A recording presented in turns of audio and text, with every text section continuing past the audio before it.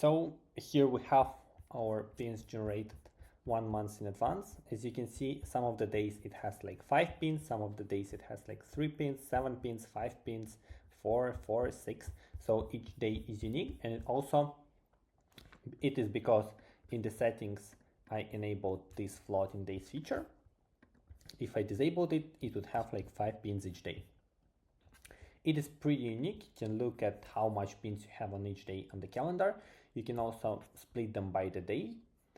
What's interesting is you can make sure BlogToPin didn't do anything crazy, and you can split them by the pages, and you can see that, for instance, for this drunk pumpkin recipe, it generated only 1 pin because it has only one like unique image, and that's it. You can also group them by images and understand that, hey, it's super unique and each image was only used on 1 pin. That's what you can do. You can also adjust here the view. You can make them small, you can make them default, you can make them large. You can also adjust here and show also the rejected pins. These are the rejected AI pins, which I created. You can also show these buttons only on when you move over the pin itself, but if you don't move it, they are not visible. It looks a bit like cleaner this way. And the last thing is you can also show board under pin. So here you can see that, hey, there are 2 boards and it's selected cocktail list. You understand that you want to have classic cocktails, bam, it adjusted. Another thing which you can do is you can randomize here the how it looks.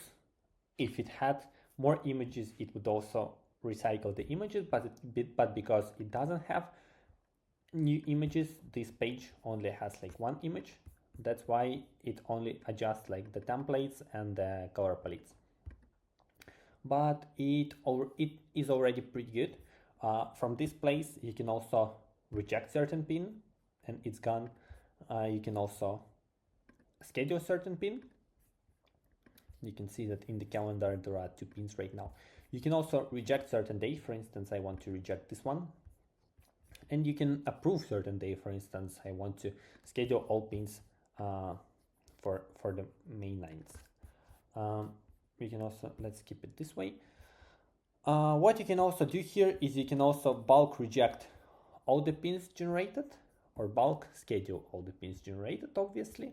When you open each specific pin, you can enter the editing the details of that specific pin, but I'd come back to it a bit later.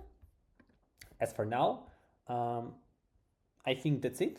One last thing is, if you don't like anything, you can just bulk reject, press this button. And if you rejected some of the pins, for instance, you can see that I rejected some pins and I also rejected the May 7th completely. So you can press just fill in gaps and you can see that it is creating pins, and within a few minutes it'd be done and it would generate pins for me. Hope it's clear.